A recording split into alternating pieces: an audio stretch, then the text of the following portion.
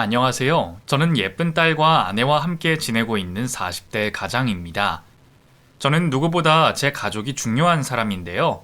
가족은 제게 전부나 다름없고 가족이 있기에 제가 있다고 생각하는 사람입니다. 저는 늘 가족을 위해서라면 뭐든지 할 수 있다고 생각하고 살았고, 그래서 힘들어도 지쳐도 가족만 보면 버틸 수 있었습니다. 하지만 가족이라는 탈을 쓰고 가정의 평화를 깨트리려 하는 사람도 있더군요. 그게 다름 아닌 저희 장모님이었습니다. 이제는 장모라는 말도 하고 싶지 않을 정도로 치가 떨리는 사람이지만 그래도 제 아내를 낳아주신 분이기에 한때는 저도 감사한 마음이 있었습니다. 그런데 그런 사람이 남보다 못한 짓을 벌이고 우리를 괴롭힌 것을 생각하면 저는 지금도 화가 식지 않는 것 같습니다. 그래서 오늘은 그 이야기를 해보려고 합니다. 저와 아내는 지인의 소개로 만나 평범한 연애를 하며 자연스럽게 결혼을 고민했던 사이였습니다. 모든 연애가 결혼으로 이어지진 않는다지만 아내와 저는 처음부터 서로가 동반자가 되리라는 것을 너무 잘 알고 있었어요. 어떤 상황에서도 서로를 탓하지 않고 이해하는 사이라는 게 저희가 오래 연인이 될 수 있는 방법이었죠. 남들이 보기에는 크게 높낮이도 없고 지루해 보일지 모르는 사랑인지 모르겠지만 저희는 서로를 많이 아끼고 사랑했습니다. 늘 그 자리에 있을 것 같은 그 사람이 저는 참 좋았어요. 그래서 저도 그 사람에게 든든한 기둥이 되어주고 싶었죠. 일찍부터 결혼 얘기를 나누며 진지한 관계를 유지했지만 결혼이 가까워 오면서 아내는 부쩍 불안함을 내비치곤 했습니다. 그건 다름 아닌 아내의 복잡한 가정사 때문이었죠. 아내는 원래부터 가정사로 힘들어하고 외로움을 많이 느끼던 사람이었습니다. 어쩌면 아내가 저를 좋아하게 된 것도 제가 변화가 없고 늘 한결같은 사람이라 그런 게 아닐까 싶네요. 아내의 부모님은 일찍이 별거를 하시며 오랫동안 떨어져 사셨다고 하셨습니다. 처음에는 보험 설계사인 장모님의 일 때문이었지만 그 후로는 어찌된 일인지 두 분이 다시 합치지를 않으셨다 들었어요.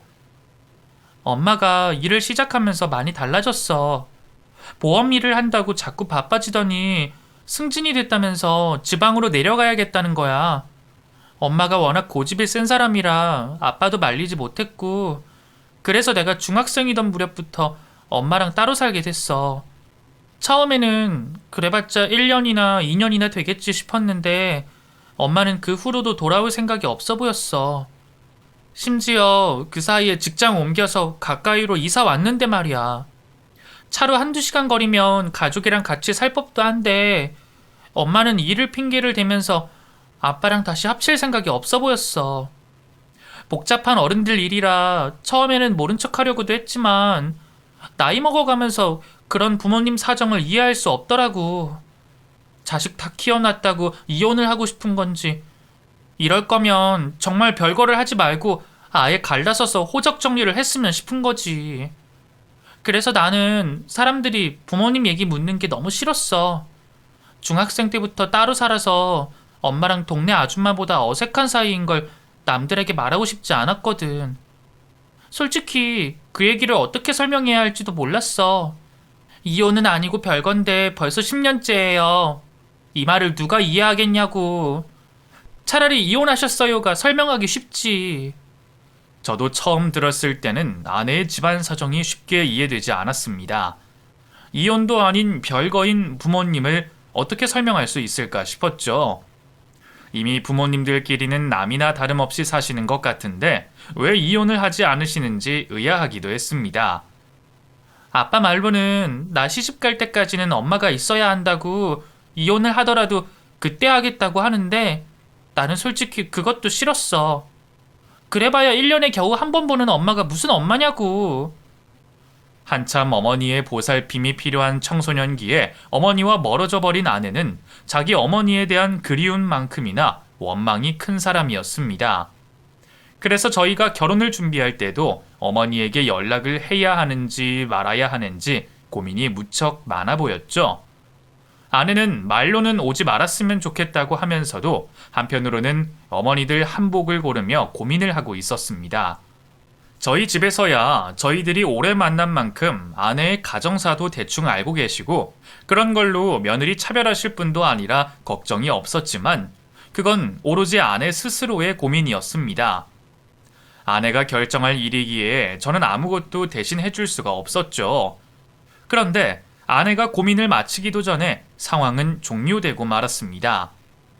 장모님이 어떻게 아셨던 건지 저희의 결혼 소식을 아시고는 먼저 저희들을 찾아오셨더라고요. 너는 어떻게 결혼을 한다면서 나한테 말을 안 할 수가 있니?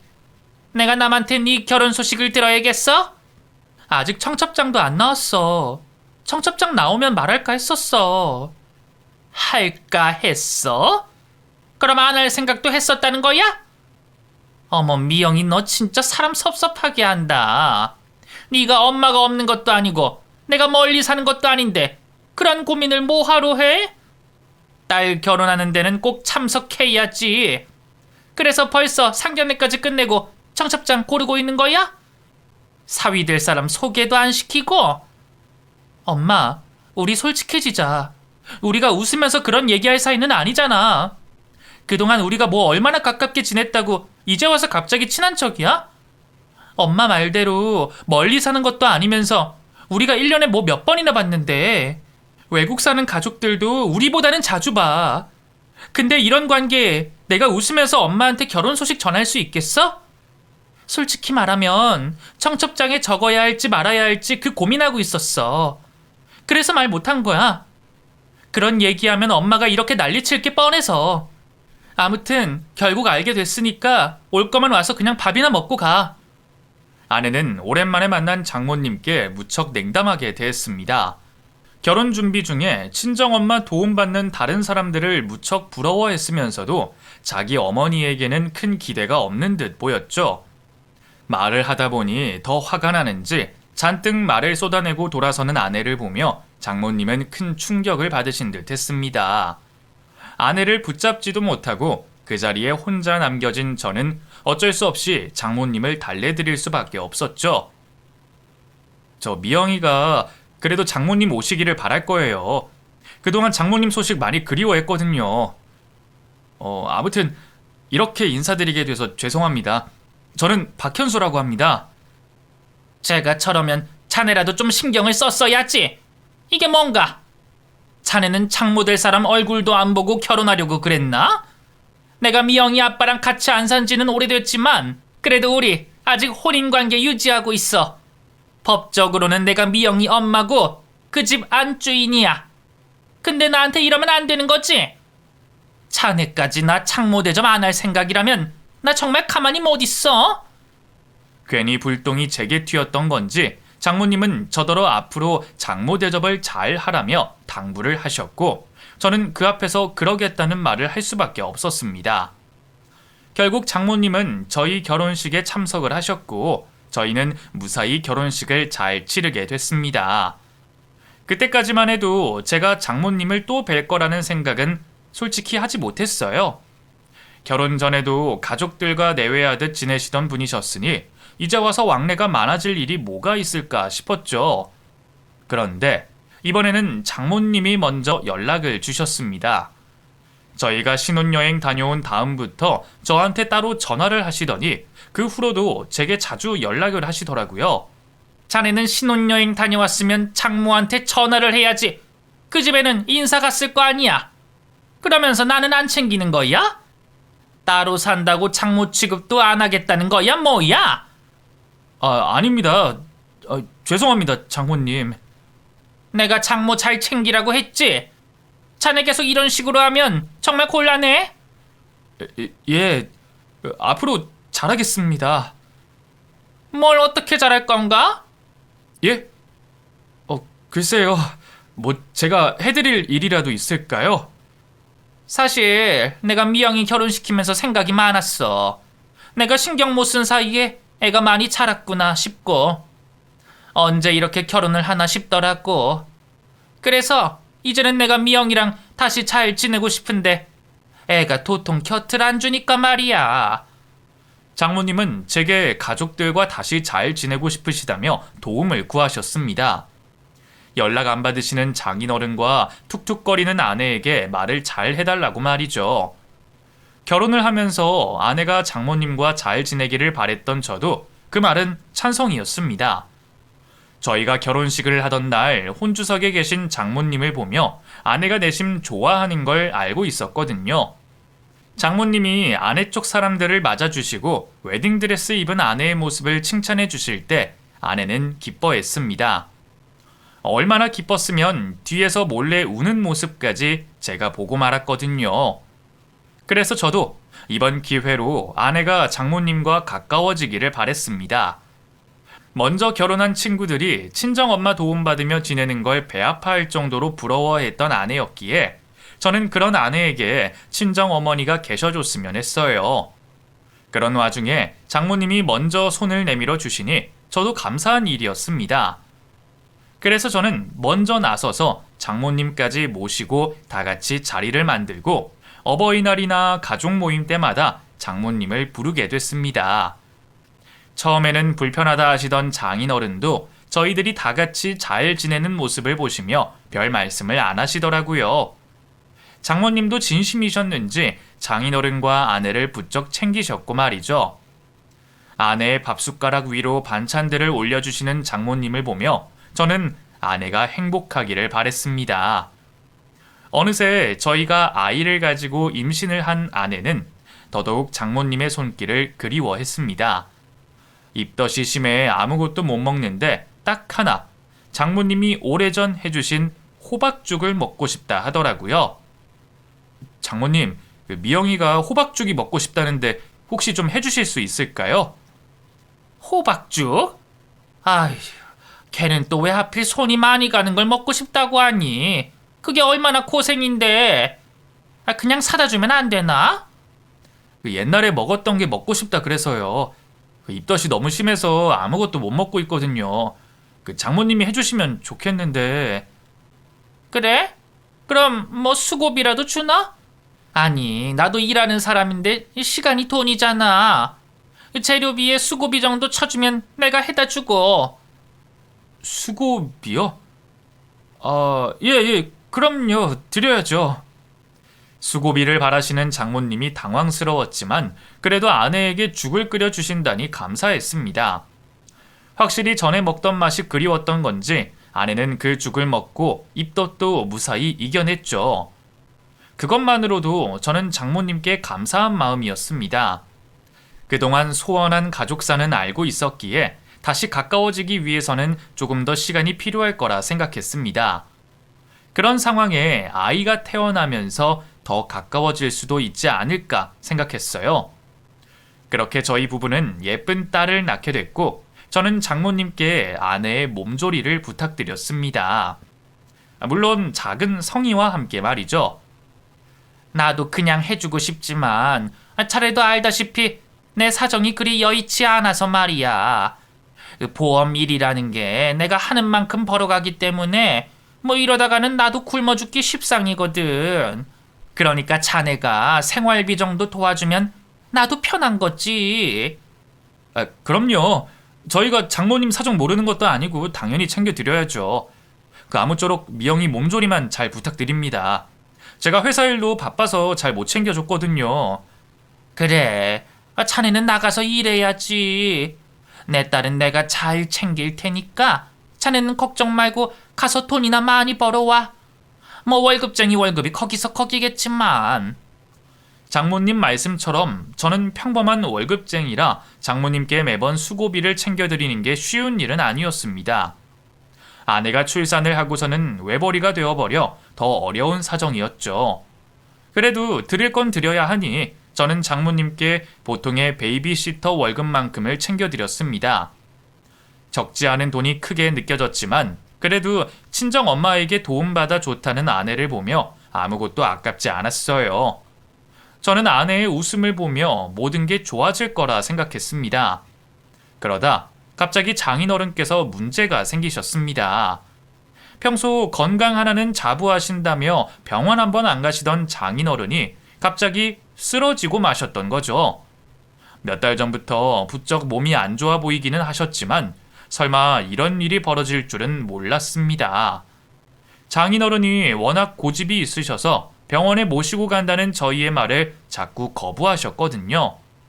아무리 그렇게 고집을 피우신다고 해도 억지로라도 끌고 갔어야 하는데 미리 병원에 모시지 않은 게 실수였던 건지 장인어른은 혼자 계시다가 쓰러지시는 바람에 상태가 악화되고 마셨습니다. 그 후로는 완전히 와병 생활을 하게 되셨죠. 갑작스러운 장인어른의 상황에 저희 식구도 걱정이 많았습니다. 당장 장인어른도 걱정이었지만 병원비가 가장 큰 걱정이었죠. 그래서 저는 일을 늘릴 수밖에 없었습니다. 가뜩이나 아이가 태어나고 외벌이의 생활비가 빠듯해졌는데 그 월급에서 장인어른 병원비까지 감당하기가 벅찼거든요. 뭐라도 해야 가족을 살리겠다 싶은 생각에 저는 퇴근 후 매일 밤마다 대리운전을 다니기 시작했습니다. 주말에도 일을 하고 밤낮 없이 일을 할 수밖에 없었죠. 아내는 당연히 그런 제 건강을 걱정했지만 다행히 잠도 별로 없고 건강 체질인 탓에 충분히 할 수 있을 것 같았습니다.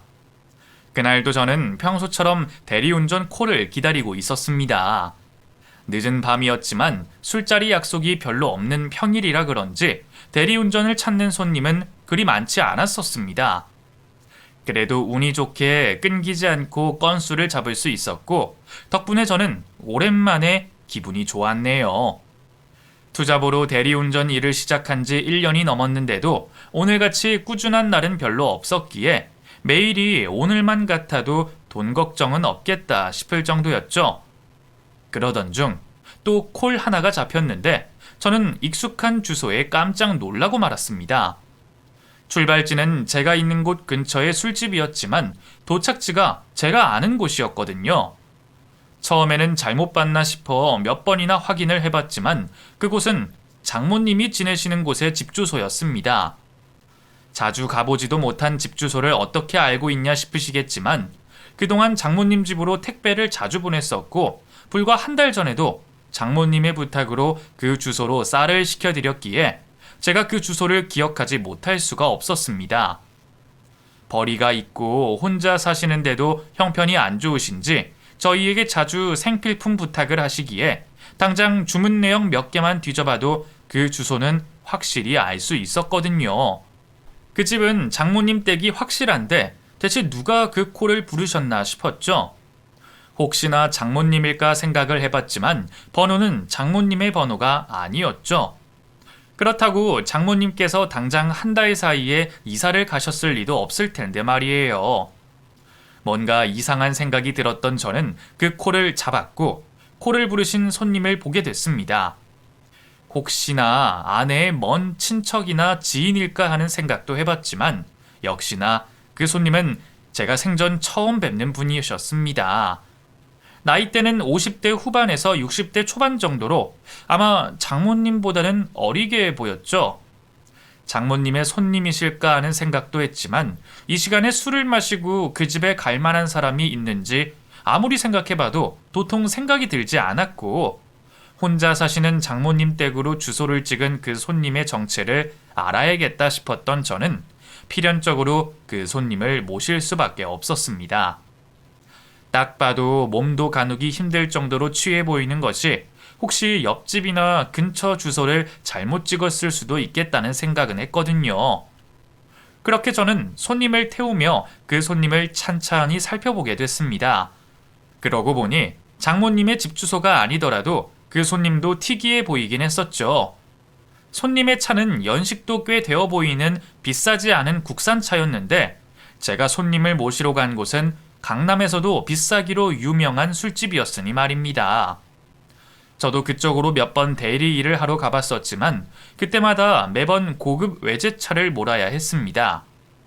남의 차를 운전하는 일을 하다 보면 늘 차에 손상이 갈까 조심스럽기 마련이기에 매번 그 가게를 찾을 때마다 부담스러운 마음을 지울 수가 없었죠.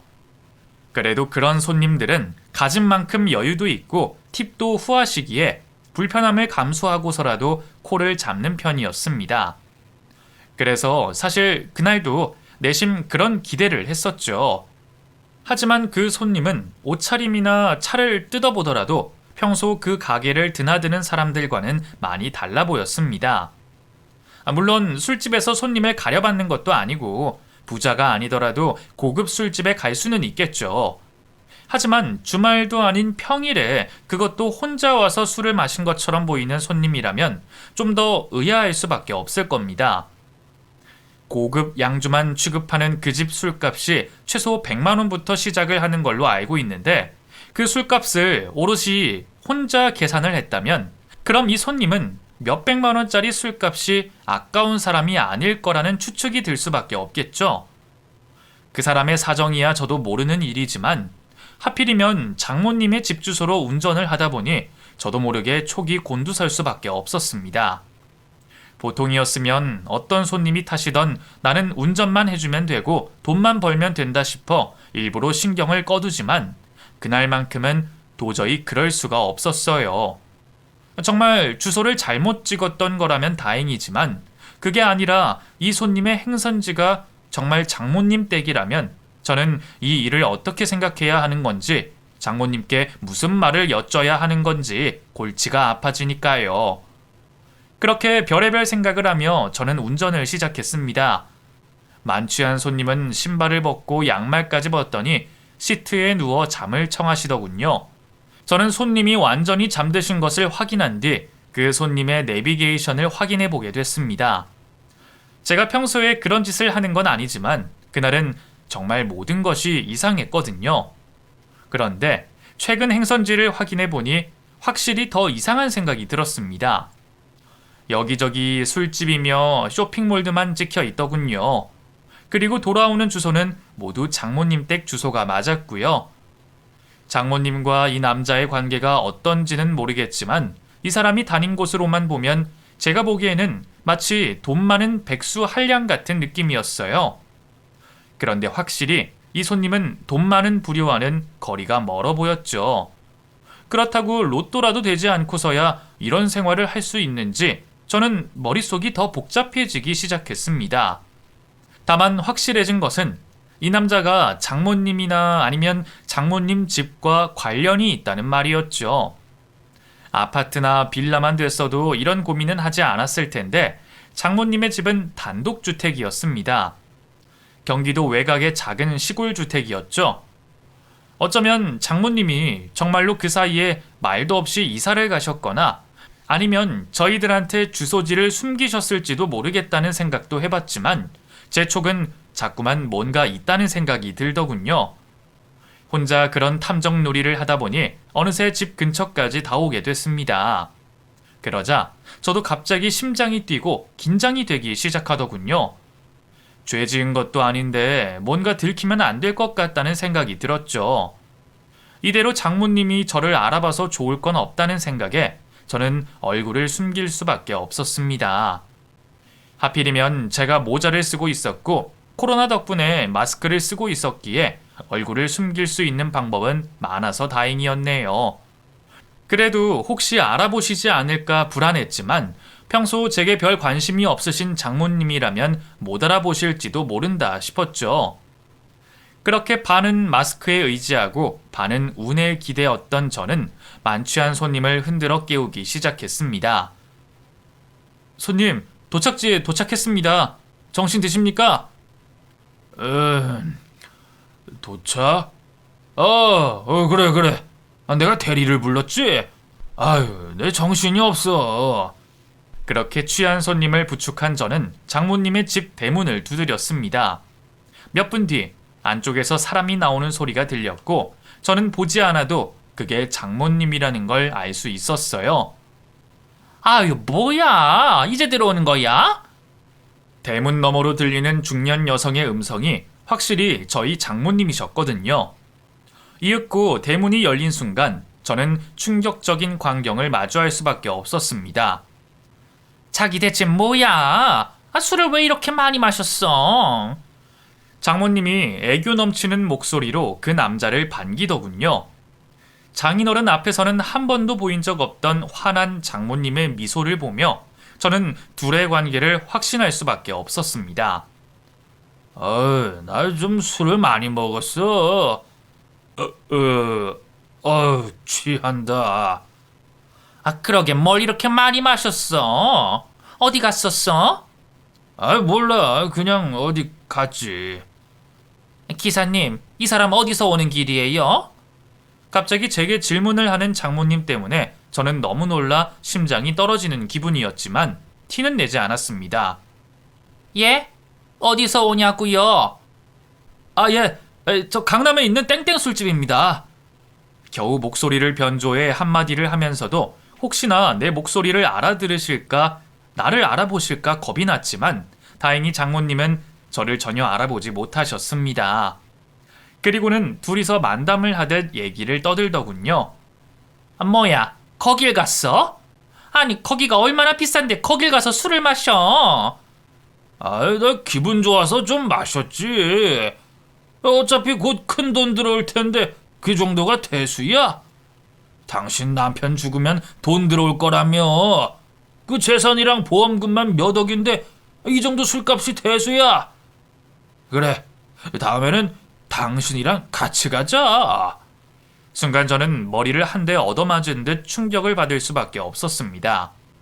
장모님 남편이라면 저희 장인어른이실 텐데 그럼 이 남자가 말하는 남편의 재산과 보험금이 저희 장인어른의 돈일 테니 말입니다. 무슨 로또라도 돼서 분에 넘치는 사치를 하고 다니는가 했더니 이 사람이 믿을 구석이 있긴 했던 모양입니다. 장모님과 이 남자의 관계를 의심하면서도 이 남자를 보며 장모님께 얹혀 사는 기둥서방 같은 게 아닐까 생각은 했었는데 정말로 이 둘의 관계를 보니 제 예상이 한치도 틀리지 않았구나 하는 생각을 할 수밖에 없었죠. 하지만 장인어른에 대한 이야기가 나올 줄은 상상도 하지 못했습니다. 별거하신 지 오래되셨으니 애인이 있을 수는 있다 생각했었지만 설마 아프신 장인어른을 두고 이러실 줄은 몰랐네요. 바빠서 간병도 못 도와주신다던 분이 애인과 이런 시간을 즐기고 있을 줄은 몰랐기에 저는 장모님의 이중 생활에 큰 충격을 받을 수밖에 없었죠. 하지만 더 놀라운 일은 장인어른의 이야기였습니다. 장인어른이 돌아가시면 유산이야 조금 있겠지만 보험금이라니 그건 또 무슨 이야기인가 싶었죠. 저희가 알기론 장인어른 앞으로 사망보험은 없는 걸로 알고 있었거든요. 모든 것이 혼란스러웠던 저는 서둘러 그 자리를 피할 수밖에 없었습니다. 아니나 다를까 장모님이 혹시나 싶었는지 제 앞에서 그 남자의 입단속을 시키는 걸 보니 그 얘기를 듣고 있던 게 저라는 게 밝혀지면 장모님이 가만히 있지 않을 것 같다는 생각이 들었죠. 그래서 저는 정체를 들키기 전에 서둘러 자리를 뜨는 수밖에 없었습니다. 그럼 저는 가보겠습니다. 감사합니다. 다행인지 저를 끝까지 알아차리지 못하는 장모님 덕분에 저는 아무런 위험 없이 그 집을 벗어날 수 있었습니다. 그리고 한참 동안 쉬지 않고 뛰어서 그 동네를 벗어나게 됐죠.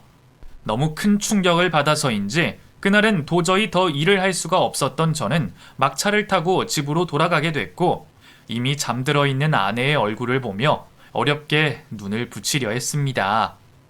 하지만 아까의 그 일들이 너무 생생해서 도저히 잠이 오지 않았죠. 보험금이 대체 무슨 이야기일까 곰곰이 생각해보던 저는 오래전의 일이 떠올랐습니다. 저와 아내가 결혼하던 그때 장모님을 만나고 나서 벌어졌던 그 일 말이죠. 그때 장모님은 저 모르게 제 동의도 얻지 않고 저를 보험 상품에 가입시켜 두셨습니다. 저는 서류 한 장 받지 못했지만 보험 설계사인 장모님 혼자 일을 벌이셨죠. 우연히 제가 가입한 적도 없는 보험이 있다는 걸 알게 된 제가 그게 장모님 짓이라는 것을 알고 그때 일로 아내가 장모님과 크게 싸워서 난리가 나기도 했었습니다. 결혼식에 부르지 않겠다며 한바탕 소동이 있었죠.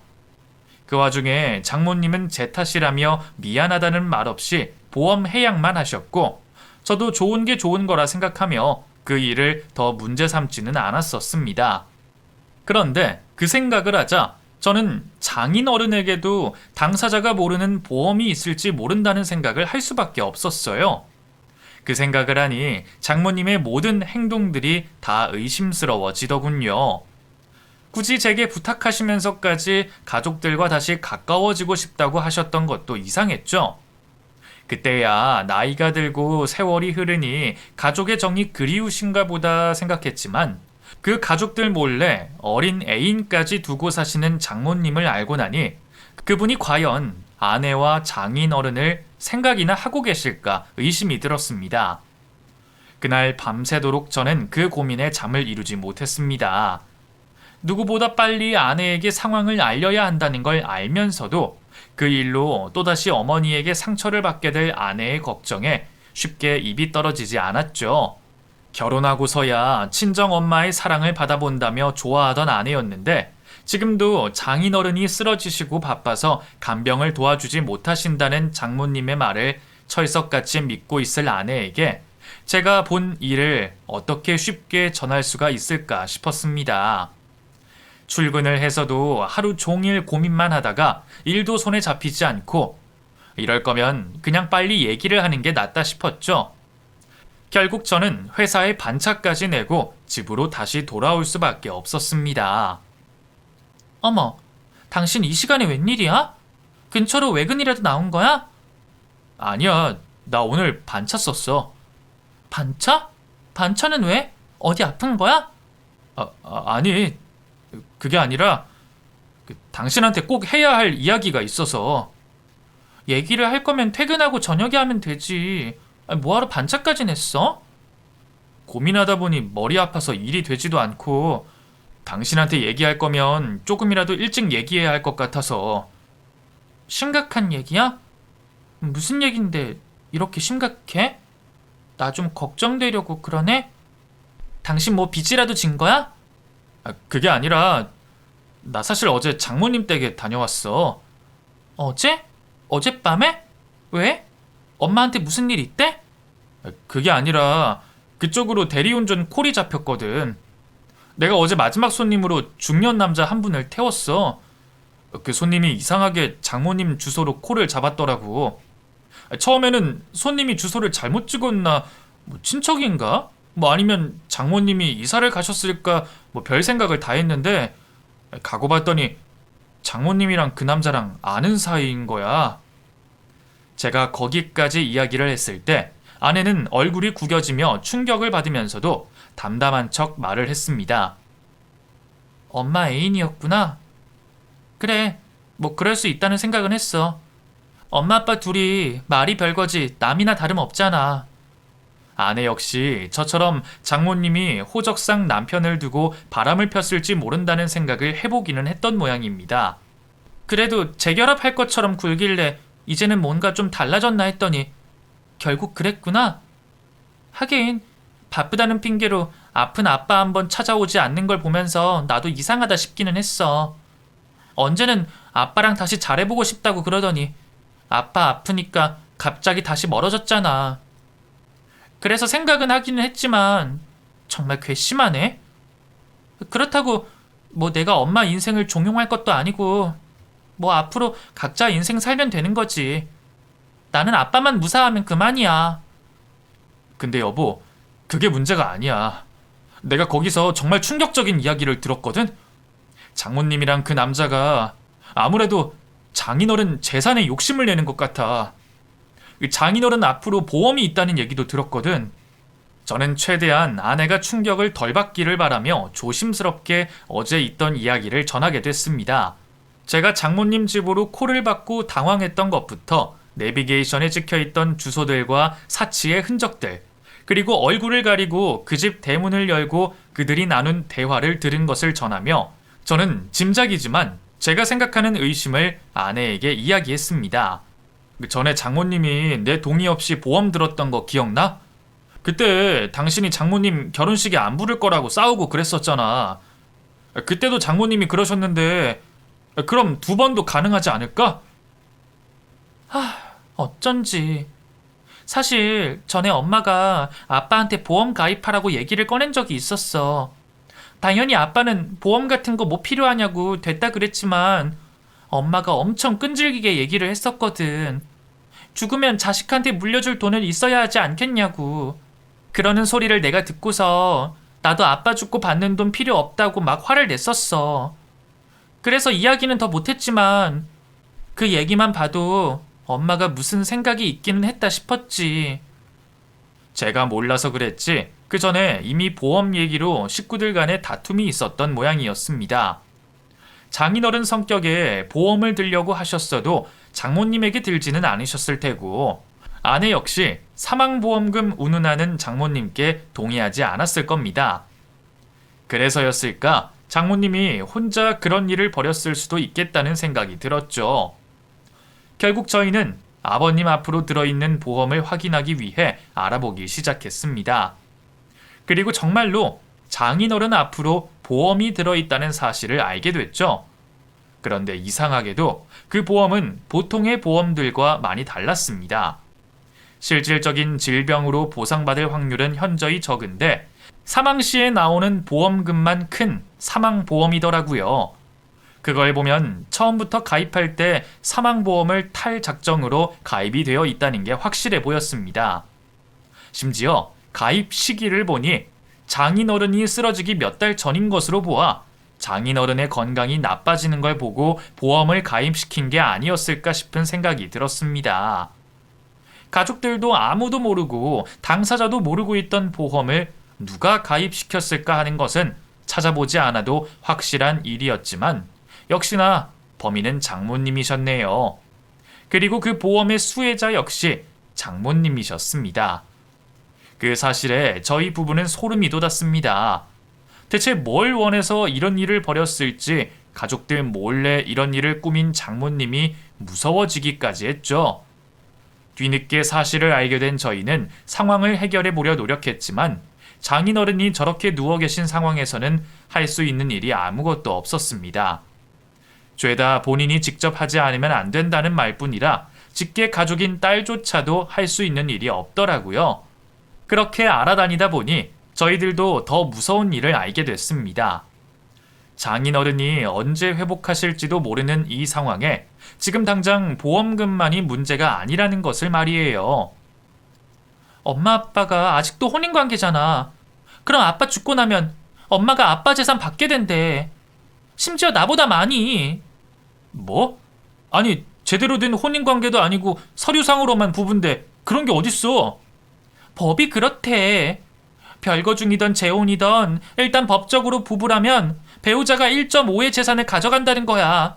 자식들은 일식 받게 되고. 그러니까 아빠가 이러다가 갑자기 돌아가시기라도 하면 나는 엄마한테 아빠 재산 더 많이 내줘야 하는 거야. 거기다가 아빠 앞으로 들어있다는 사망보험까지. 엄마가 들은 거라 아빠 동의 없이 해지도 못 시킨다고 이러는데 이걸 어떡해. 그제서야 저는 혼인관계를 끝까지 유지하려 하셨던 장모의 큰 그림을 깨달을 수밖에 없었습니다. 법적으로 혼인관계인 장모님이 계신 이상 자식인 저희는 장인어른 대신 어떤 것도 할 수가 없었어요.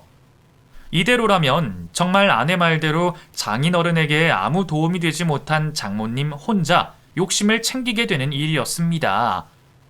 돈도 돈이었지만 그보다는 사람 마음 문제였죠. 나 엄마가 아빠 돈 가져가는 꼴은 못 봐. 아빠 목숨값 받아가는 것도 못 보고. 차라리 그 돈 다 버리면 버렸지 그 여자가 아빠 덕에 잘 먹고 잘 사는 일은 절대 못 보겠어. 정말 그런 상황이 벌어진다면 장인어른 역시 죽어서도 편히 눈을 감지 못하시겠구나 싶은 생각에 저희들은 어떻게든 상황을 해결해 보려 노력했습니다. 그러다가 성년 후견인 제도라는 게 있다는 걸 알게 됐죠. 부모 자식 간이라도 특정 상황에 놓여 있을 때는 자식이 부모의 후견인이 되어 대리인이 될 수 있다는 거였어요. 그 사실을 알게 된 저희는 그제서야 조금 빛이 보이는 기분이었습니다. 물론 성년 후견인이 되는 일도 쉽지는 않았지만 지푸라기라도 잡아야 할 수밖에 없었기에 저희들은 마지막까지 어떤 노력도 할 준비가 되어 있었습니다. 결국 반년이나 걸려 성년 후견인 심사가 끝났고 비로소 아내는 장인어른의 대리인이 될 수 있었습니다. 반년이 짧은 시간이 아니다 보니 하루하루가 급한 저희에게는 너무 긴 기다림이었지만 그렇다고 해서 저희가 그 시간 동안 넋놓고 있었던 것은 아니었습니다. 저희는 그동안 더 큰 계획을 세우고 있었어요. 결국 성년 후견인이 되기로 한 것도 장인어른과 장모님을 이혼시키는 것이 목적이었기에 이혼을 하기 위한 준비를 해야 했죠. 저는 대리운전을 다니며 틈틈이 장모님을 쫓아다녔고 그 사이 장모님이 애인과 동거 중이며 불륜관계라는 증거들을 모아뒀습니다. 이미 같이 살고 있는 것이 확실했기에 크게 힘든 일은 없었지만 그 사이에 혹시라도 장모님에게 덜미가 잡혀 무슨 일이 나지는 않을지 불안함에 떨며 지내야 했었어요. 그래도 무사히 증거를 잡았고 저희는 차근차근 이혼 준비를 시작하게 됐습니다. 어쩌면 장모님이 애인을 만드신 것이 정말 신의 한 수였습니다. 아무리 성년 후견인이 된다 해도 대리인이 이혼 소송을 하기가 쉬운 일은 아닌데 이럴 경우 확실히 이혼 성립이 될 수 있는 요건들이 중요하다고 하더군요. 그 중에서 가장 쉬운 방법이 바로 배우자의 외도였습니다. 장모님의 외도 정황만 확실하면 일은 쉽게 풀릴 수 있기에 저희는 그제서야 조금 불안한 마음을 내려놓을 수 있었죠. 덕분에 지난 반년간 아내와 저는 정말 정신없이 지내야만 했습니다. 아내는 누워 계시는 장인어른 챙기면서 성년 후견인 일로 여기저기 뛰어다녔고 저는 혼자 돈 벌러 다니면서 장모님의 뒤를 캐고 다녔죠. 그 전에도 장인어른 병원비 때문에 대리운전까지 하며 버거운 삶을 살았으니 일이 늘어서 더 바빠진 건 당연한 일이었습니다. 그래도 제 가족 일이니 당연하다 생각했는데 아내는 그게 늘 마음에 걸렸던 모양이었어요. 당신 요즘 일하랴 이런 거 알아보랴 힘들지. 괜히 복잡한 우리 집 일에 끼어들어서 당신까지 힘들게 해서 미안해. 당신이 나 때문에 너무 고생 많은 것 같아. 나 말고 다른 여자 만났으면 걱정 없이 살았을 텐데. 아니, 무슨 그런 소리를 하고 있어. 부부 일심동체 몰라? 그리고 장인어른 일이 왜 남의 일이야. 내 아버지 같은 분이신데. 내가 하고 싶어서 하는 일이니까 당신은 두 번 다시 그런 소리 하지 마. 그래도 저희들은 서로가 있었기에 여느 때처럼 힘든 이 시기를 잘 이겨낼 수 있지 않았나 싶었습니다. 아무리 힘들고 슬퍼도 위로해줄 서로가 있으니까요. 그래서 저는 더더욱 장모님을 이해할 수 없었습니다. 가정을 꾸리고 책임을 지는 일 없이 자기 멋대로 살더니 가장 힘들고 취약할 때 이런 식으로 가족을 이용하려 하다니 말이죠. 애인 만들고 가족 등쳐먹을 생각을 하는 장모님을 떠올리면 저는 장모님이 원망스럽기만 했습니다. 그래서 꼭 법이 저희의 편이었으면 좋겠다고 생각했죠. 결국 모든 준비가 끝이 나고 저희는 곧바로 이혼 소송을 걸게 됐습니다. 아마 장모님은 이혼 소송장이 날라올 거라고는 상상도 하지 못하셨겠죠. 누워 계신 장인어른이 갑자기 벌떡 일어나실 일은 없으니까요. 그렇게 법정에서야 다시 만난 장모님은 저희가 벌인 일을 보며 경악을 금치 못하셨습니다. 네가 어떻게 이럴 수가 있어? 네 아버지도 가만히 있는데 니들이 뭐라고 우리를 이혼시킨다는 거야? 아빠가 멀쩡했으면 엄마 더 큰일 났을 거야. 엄마가 아빠 앞으로 보험 들어놓고 불륜 저지르고 다닌 거 보고 가만히 있었겠어? 불륜이라니! 너 말 조심해라. 인연이 딸년이라고 봐줄랬더니 아주 지 엄마 알기를 우습게 알고 있어. 엄마야말로 나를 딸로 생각한 적이나 있었어? 그동안 엄마가 나한테 어떤 엄마였는지 이제는 너무 잘 알아. 뭐? 낳아준 것만으로 감사하게 생각해야지. 이게 지금 어디서 소리를 질러? 나 지윤이 낳고 몸조리 할 때도 엄마 좋아서 챙겨준 거 아니지? 나 좀 챙겨주고 이 사람한테 돈 받아갔다며. 그런 줄 알았으면 나도 그냥 사람 쓸 걸 그랬어. 그나마 친정 엄마라고 딸 걱정돼서 챙겨준 줄 알았더니 설마 돈 바라고 그랬을 줄은 몰랐네. 그동안 엄마 노릇하고서 대가 치를 만큼 치렀잖아. 낳은 것 가지고 생색낼 거면 그동안 내가 자식 노릇한 것도 다 뱉어내던가. 우리 사이 계산은 이미 다 끝났어. 그러니까 이제 아빠 등 처먹을 생각하지 말고 제발 꺼져줘. 하고 싶은 말을 다 뱉은 아내는 조금은 개운해 보였습니다. 그리고 조금은 슬퍼 보였죠. 누구보다도 친정엄마의 정을 그리워했을 아내였기에 오만정이 떨어진 지금에도 씁쓸한 마음은 어쩔 수 없을 겁니다. 그걸 잘 알고 있던 저는 그저 말없이 아내를 위로할 수밖에 없었네요. 그래도 다행히 법은 저희의 손을 들어줬습니다. 이혼 소송은 다른 변수 없이 잘 끝이 났고 아내는 끝까지 장모님에게 받아낼 것을 받아내겠다며 상간남 소송까지 진행을 했습니다. 상황이 워낙 특수하다 보니 어려울 거라 생각했지만 혼인관계를 유지하며 불륜을 저지르는 건 역시나 잘못이었는지 이번에도 저희가 이겼네요. 저희들에게 제대로 뒤통수를 맞은 장모님은 저희를 가만두지 않겠다고 난리였지만 이번에도 아내는 참지 않았습니다. 아내는 장인어른 앞으로 들어있던 보험을 해지하며 그 과정을 보험사에 전달했습니다. 장모님이 남의 신원정보를 도용해서 불법으로 보험금을 편취하려 했다는 거였죠. 그래서 결국 장모님은 보험사에서 잘리게 됐다고 들었습니다. 그리고 들어있던 보험도 없는 일이 되며 그동안 장인어른 모르게 자동 납입됐던 돈도 전부 돌려받았죠. 솔직히 보험에 관련해서는 저희들도 고민이 많았습니다. 수혜자만 바꾸면 저희가 이득을 볼 수도 있었거든요. 사실 수억이라는 돈이 적은 돈은 아니기에 탐이 날 법도 했지만 장인어른이 직접 들어두신 것도 아니고 장인어른의 목숨과 바꾼 돈을 받고 싶지는 않다는 아내의 말에 저도 동의했습니다. 저희야 누구보다 장인어른이 다시 일어나시기를 바라는 사람들이고 그 돈이야 없어도 열심히 살면 그만이니까요. 그렇게 일은 잘 마무리가 됐고 저희는 여전히 장인어른을 돌보며 지내고 있고 앞으로도 잘 지내려 합니다. 그럼 제 이야기를 들어주신 여러분께 인사드리며 이야기를 마치겠습니다. 감사합니다.